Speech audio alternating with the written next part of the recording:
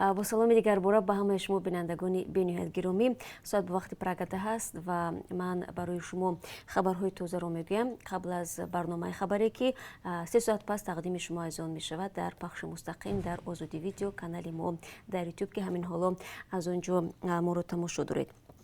قبل از اون که من به خبرها رو بیارم، با سوالهای زیادی شما که هر روز تقریبا از ما میپرسید پاسخ میگم وابسته به بسته یا گشوده بودن مرزها. تا این لحظه ها در این مسئله یگان نوگانی نیست، یعنی تا کنون مرزها بین کشورها از جمله بین روسیه و تاجیکستان بسته است و یگان پرواز چارتری حالا در نظر نیست. اگر در نقشه باشد در روزهای دیگر ما برای شما خواهیم گفت.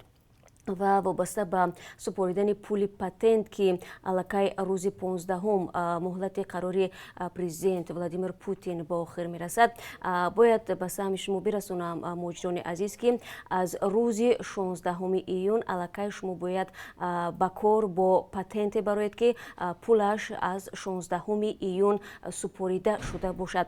اگر از شما طلب کنند که از 15 مارس تا 15 ایون پول پاتنت رو سپارید، شما باید نسپارید، زیرا طبق قانون هیچ کس از شما حق ندارد که در این 93 روزی که گذشت پول پاتنت رو از شما بگیرند. خب این برای معلومات شما بود مجرم عزیز، تا اینکه بدانید. و حالا رو میارم به خبرهایی که در دست دارم. دادگاه عالی تاجیکستان به بررسی پرونده حمله به دیدبانگاه اشقاباد و قسم نظامی سلطان آباد واقع در مرز تاجیکستان و ازبکستان نقطه گذاشته است. در این باره ازیا پلوس با تکیه به دفتر مطبوعاتی دادگاه خبر میدهد. حمله مذکور تیرماه سال گذشته صورت گرفته بود. گفته می شود دادگاه عالی در نسبت چند تن از متهمان حمله حکم مهلت‌های گوناگون زندان را صادر کرده است. درباره شماره محکوم شدگان و همچنین مهلت تعیین شده زندان برای آنها تفصیلات داده نمی شود. 3 فوریه شیر محمد شایان رئیس دادگاه عالی تاجیکستان به خبرنگاران گفته بود که پرونده نسبت 9 نفر بوده، بررسی آن پس درهای بسته صورت میگیرد. در حمله 6 نوامبر به دیدبانگاه اشقاباد در حدود نویه رودکی 15 حمله‌ور و چند تن از نیروهای مرزبانی و میلیسا کشته و 5 حمله‌ور دستگیر شدند. مقامات گفتند حمله کاری جنگجویان گروه تندروی دولت اسلامی است و به اطلاع رسمی آنها از نویه قلعه زول افغانستان آمدند. داعش نیز مسئولیت حمله را به دوش گرفته بود، ولی همچنان فرضیه و گمانزنی های دیگری در جامعه و رسانه ها وجود دارد. مقامات افغانستان و چندین منبع باوربخش در مقامات تاجیکستان عبور هراس‌افکنان را از مرز رد کردند. تا جشن روز وحدت ملی که قرار بود امسال 27 ایون با اشتراک رئیس جمهور در نویه مسجد تجلیل شود بیش از 2 هفته دیگر باقی مانده است. بسیاری ها میپرسند در زمان پاندمی کرونا ویروس نو معرکه اساسی برگزار می شود یا نه. قبلا مقامات تاجیکستان را برای به اعتبار نگرفتن توصیه های سازمان جهانی تندرستی و برگزاری جشن نوروز با شرکت هزارها نفر در شمال کشور تنقید کردند.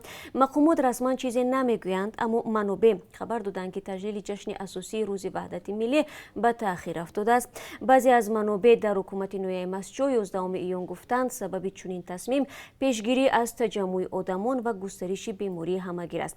همچنین به قول آنها رئیس جمهوری تاجیکستان روز 24 ایون در جشن غلبه در مسکو اشتراک میکند و معلوم نیست برنامه سفرش از چه عبارت خواهد بود. به این خاطر جشن اساسی به تیر ماه گذاشته شده است. همچنین ساختمان بعضی از بیناها هنوز ادامه دارد. افزود یک همصحبتی رادیو آزادی. به طور رسمی مقامات نویه مسجد و حکومت تاجیکستان در این باره خبر نمیدهند و باید گفت که رئیس جمهور امالی رحمان سال 2019 هنگام سخنرانیش به مناسبت روز وحدت ملی اظهار داشته بود که جشن امسال در نویه مسجد برگزار می شود.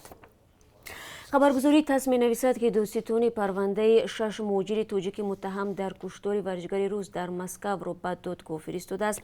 دادستانی عیبنامه را در نسبت گمانبران تصدیق کرده است. از روی نقش و درجه جنایت صادر شده بازداشت شده های تاجیک به دیده و دانسته رساندن ضرر وزنین به سلامتی که باعث مرگ شده است، افباشی، لطوکوب و تهدید به کشتار متهم می شوند. سرگئی چویف استاد گوشت یونانی و رومی شب 8 ایونی سال گذشته در дар минтақаи ҷанубу ғарби Москав кушта шуд. Расонаҳои Русия навиштанд гӯё муҳоҷирони тоҷик устоди варзишро ба кӯл партофтанд ва ӯ дар зери об нафасгир шудааст. Аммо дар оғоз гуфта мешуд, ки гӯё муҳоҷирон як зани ҳомиларо азият доданд ва Чӯев ба пуштибонӣ аз ӯ бархоста бо муҳоҷирон воридӣ даргирӣ шуд. Дертар шоҳидон ин фарзияро рад карданд. Қазияи мазкур баъди он пурсару садо шуд, ки дар шабакаҳои иҷтимоӣ аксҳои таҳқиромези гумонбарони куштор паҳн гардид. Наздикони 6 муҳоҷири тоҷик, ки аз 23 то 26 сол доранд, қаблан аз тӯл кашидани мурофиаи додгоҳӣ онҳо нигаронӣ карда ва ба бегуноҳ буданашон пойфишорӣ мекунанд. Як зани 34-солаи тоҷик шаби 10 июн дар пайи муноқишаи оилавӣ даст ба худсӯзӣ зада дар бемористон бистарӣ шудааст.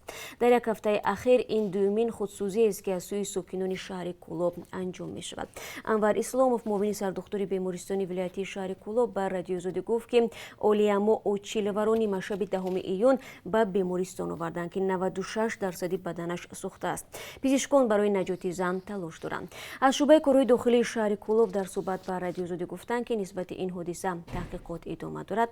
Талошҳои Радиои Озодӣ барои гирифтани назари хонаводаи олиямо очилаваи 34-сола бенатиҷа буд. Аммо ҳамдиягони ӯ дар диҳаи сари осиёи ҷамоати зарбдор гуфтанд, ки зиндагии хубе дошт ва намедонанд, ки олиямо чаро худро оташ задааст. Зимнан чанд рӯзи пеш Зариф Абдуллоев, сокини дигари шаҳри Кӯлоб, худро дар назди раёсати молияи шаҳр оташ зада, сабаби онро дар пардохт нашудани пулаш аз сӯи ин идора гуфта буд. Абдуллоев дар бемористон ба ҳуш наомада даргузашт.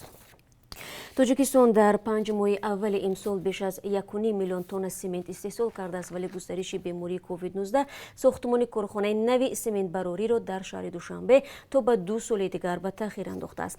Қобил Ташрифов, як масъули вазорати саноат ва технологияҳои нави Тоҷикистон, 11 июн гуфт, бо вуҷуди паҳншавии бемории ҳамагир, корхонаҳои кишвар тавонистанд сатҳи истеҳсоли сементро ба гунаи соли қаблӣ ҳифз кунанд. Сементи корхонаҳои Тоҷикистон асосан ба Узбекистон ва Афғонистон صادرات می‌شود. مقدار کمی آن را به قرغیزستان و قزاقستان می‌برند. افزود مصاحبه رادیو آزادی. با اطلاع وزارت صنعت و تکنولوژی‌های نو تاجیکستان، فعلا نرخ سمنت در کشور در مقایسه با سال‌های قبلی به تغییر مانده، یک تونش 780 سومانی است. نرخ صادراتی آن نیز برابر 420 سومانی بوده است، زیرا سمنت صادراتی طبق تصمیم مقامات از پرداخت 18% اندازه اضافه شده آزاد کرده شده است. خوب بینندگان عزیز، این چند خبر تازه بود که من برایتان گفتم. خبرهای بیشتر از این رو یادتان نرود که 3 ساعت پس میتوانید در برنامه خبری مستقیما تماشا کنید. ما همه شما رو منتظر خواهیم بود. تا اون دم خدا نگهدارتان.